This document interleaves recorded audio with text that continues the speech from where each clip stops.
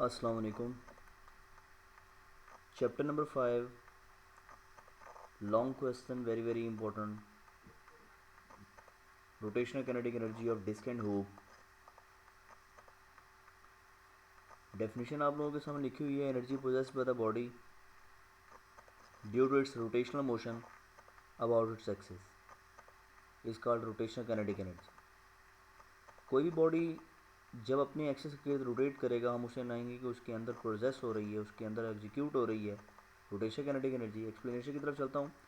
Body spin कर रही है, आप देख सकते हैं यहाँ पर लिखा हुआ है कि body spinning about an axis under the constant angular velocity. ये ओमेगा दिया हुआ है, इसी एक्सिस के लिए बॉडी रोटेट कर रहा है। और बॉडी कंपोज है मैसेज पर m1 m2 m3 पर, और जो डिस्टेंस है उसके वो गिवन है r1। यहाँ पर तो कांस्टेंट r है, लेकिन अगर मैं इसको मूव करवाता हूँ तो यहाँ डिफरेंट r पर वेरी करता है, तो हमारे पास डिस्टेंस कन्वर्ट होते जाएंगे r1 r2 r3 rn। अगर मैसेज चेंज होगी तो डिस्टेंस भी वहाँ पर डेफिनेटली क्या हो जाएंगे, चेंज। यानी डिफरेंट मैसेज के डिफरेंट रेडियाई हैं। मैं नीचे चलता हूँ।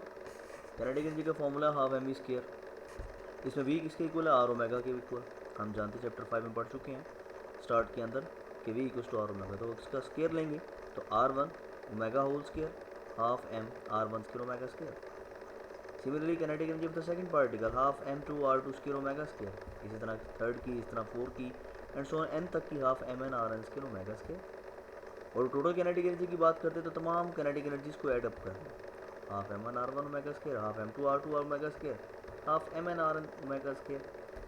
हाफ कॉमन आ गया, ओमेगा स्क्वायर कॉमन आ गया, बाकी एम आई आर स्क्वायर। और ये किसके इक्वल है, एम आर स्क्वायर। हम पढ़ चुके हैं लास्ट टाइम कि this is equal to inertia. So question बन गई half M half I omega square. इसके बाद मैं नेक्स्ट पोर्शन की तरफ चलता हूँ। जो नेक्स्ट पोर्शन है हमारा वो सेकेंड है, जरा वो कीजिएगा।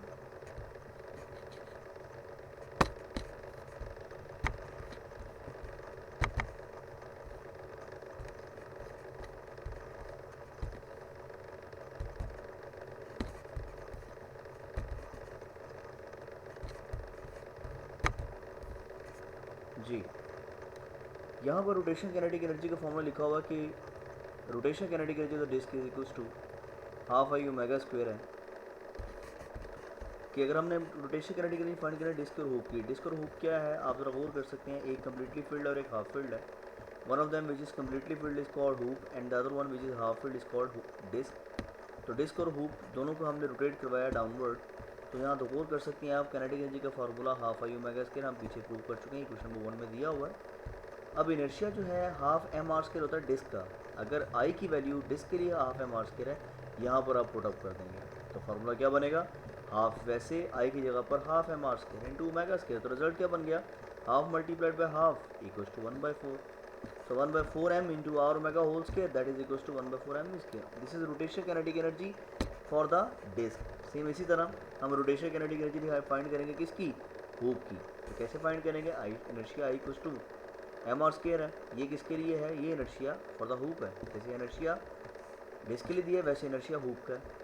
तो फॉर्मूला पुट अप करेंगे क्वेश्चन नंबर 1 के अंदर, हाफ आई ओमेगा स्क्वायर में हाफ वैसे आई की जगह एम आर स्क्वायर आ गया, तो रिजल्ट बन गया half M R square omega square. अब half M R omega square में आर स्क्वायर ओमेगा स्क्वायर को आर ओमेगा कॉमन करके इर्द गिर्द ब्रैकेट स्क्वायर करते हैं, तो ये आर ओमेगा किसके इक्वल है, वी के। तो रिजल्ट आ गया हाफ एम वी स्क्वायर। तो जैसे question number 3 1/4 M V square, ये काइनेटिक एनर्जी है रोटेशनल काइनेटिक फॉर डिस्क की। सेम उसी तरह रोटेशनल एनर्जी करो हुक की। क्वेश्चन नंबर कौन सी दी है हमारे पास, क्वेश्चन नंबर 6।